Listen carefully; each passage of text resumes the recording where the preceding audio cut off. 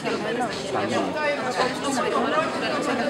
Για την ακτιβία δεν πέρασαν οι τροπέδες, αλλά σε όλους μας πέρασαν τα αριθμούς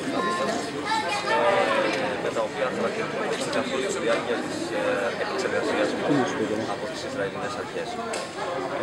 Δεν πρέπει να ξεχνάμε ότι περνάει ο τόπος, δεν πρέπει να ξεχνάμε ότι οι άλλοι που φέρουν και ενώ είμαστε καθόλου σε ένα μεταξύ την Παλαιστίνη που αγωνίζεται, δεν έχουμε σκοπό να χρησιμοποιήσουμε βία. Προσπάθεια να μπορέσουμε να διασώσουμε πολυμεσικό υλικό, το οποίο δημοσιεύεται ήδη από άλλους πολίτες που δημοσιεύσουν εδώ κάποια αντίγραφα που έχουμε καταφέρει να σώσουμε. Δεν δεχτήκαμε εμείς μέσα, οι οποίοι ήμασταν προστατευμένοι στο εσωτερικό του πλοίου, δεν δεχτήκαμε κάποια επίθεση. Ωστόσο, περάσαμε και εμείς όταν τελείωσαν όλα, όταν κατελήφθη και πλέον σταματήσει το πλοίο, περάσαμε και εμείς μπροστά από τους στρατιώτες και κατέβασαν, πήραν τα πράγματά μας, μας αφαίρεσαν όλους πάνω μας, μας απομόνωσαν σε ένα μέτρο μαζί με τους άλλους. Το σημαντικό είναι ότι προσπάθησαν επανειλημμένα να απομονώσουν τους βουλευτές και αυτό δείχνει τον τρόπο με τον οποίο σκέφτονται οι Ισραηλινές αρχές. Προσπάθησαν να απομονώσουν τους βουλευτές και σε πολλά σημεία της διαδικασίας και να τους έχουν μια διαφορετική μεταχείριση από ότι όλους τους υπόλοιπους από εμάς. Προς τιμή τους, όλη η ομάδα του βουλευτών, γι' αυτό ήρθε άλλωστε να προσφέρει για την ανθρωπιστικότητα. Μιλάμε για τον Ισπανό, για τον Σουηδό, τον Αφρικό, τους δύο Έλληνες και τον ένα πρώην Καναδό βουλευτή. Οι οποίοι είχαν εκ των προτέρων λάβει την απόφαση ότι θα παραμείνουν μαζί με όλους μας και θα απαιτήσουν να μην έχουν καμία διαφορετική μεταχείριση από οποιοδήποτε άλλο μέρος του πληρώματος του ΕΣΤΕ. Στη σωματική έρευνα που σας έκαναν, σας δόθηκε η εντύπωση ότι έψαχναν με μεγάλη μανία το υλικό που θα πρόδιδε την εγχείρηση του? Απολύτως αυτό.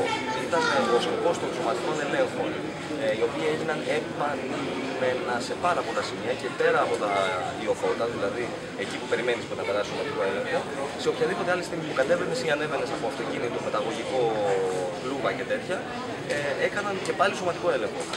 Έψαχναν και πάλι τα πράγματα. Ρωτούσαν και πάλι: τι έχεις εδώ, έχεις κάτι, έχεις για να δω, βγάλει το γυλαίκο σου, να ψάξουν στις τσέπες σου. Στις τσέπες σου έχεις βγάλει τα πράγματα. Τους ενδιέφερε πάρα πολύ να βρουν κάρτες με υλικό που πιθανότατα να είχε σωθεί. Και αυτό φάνηκε γιατί το πρώτο πράγμα το οποίο πήραν από τα χέρια μου ήταν κάρτες. Όταν άνοιξα το πορτοφόλι μου για να δουν τι έχει μέσα, είχε μια κάρτα που πήραν αμέσως. Κάρτα μνήμης εννοείται. Μια κάρτα μνήμης. Μια κάρτα μνήμης.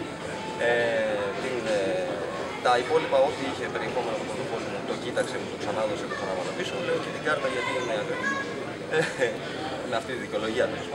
Μου λέει: όχι, δεν πρόκειται να πάρει ούτε κάρτες, ούτε τηλέφωνα, ούτε κάμερες. Το χτύπησαν οι υπόλοιποι που στην επιστολή, στην αποστολή αυτή, δεχτήκατε κάποιο είδους επίθεση πέρα από τη σύλληψη και όλα αυτά, είχατε κάποια άλλη συμπεριφορά απέναντί σας? Κατόπιν της επίθεσης και κατόπιν των χτυπημάτων τα οποία έγιναν στους μπροστινούς, σε αυτούς που κρατούσαν την αλυσίδα μπροστά στη γέφυρα, με παθητικό τρόπο, χωρίς να χτυπάνε κανέναν και χωρίς να σπρώχνουν κανέναν, δεν χτύπησαν κανέναν άλλον, τουλάχιστον μπροστά μας. Τράβηξαν πολλούς από εμάς σε κάποιες στιγμές σε απομόνωση. Μεμονωμένα κάποιους σε κάποια δίθεν τύπου ανάκριση με δύο στρατιώτες πάνω από το κεφάλι του, ένας κολλητά να κάθεται δίπλα και να σπρώχνει και ο άλλος μπροστά, όλοι με καλυμμένες με κουκούλες, πότε με φωνές και πότε με κλίκες, πότε με ένα σωρό άσχετες ερωτήσεις και μόνο σκοπό είχαν να παραπλανήσουν ή να σε κάνουν να αντιδράσεις ή δεν ξέρω εγώ τι άλλο, πιθανότατα να γίνεις και επιθετικός. Γιατί ίσως αυτό ήθελα να πετύχει κάποιος να γίνει επιθετικός και να κάτι τέτοιο δεν μπορώ να υποθέσω.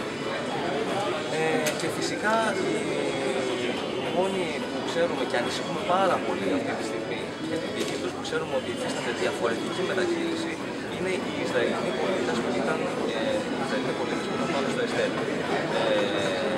Είναι τρεις Ισραηλινής υπηκότητας πολίτες και ένας Εβραίος γεννημένος στο Ισραήλ αλλά Σουηδικής υπηκότητας που 4 μαζί σε απομόνωση, ξεχωριστά τελείως από τους άλλους.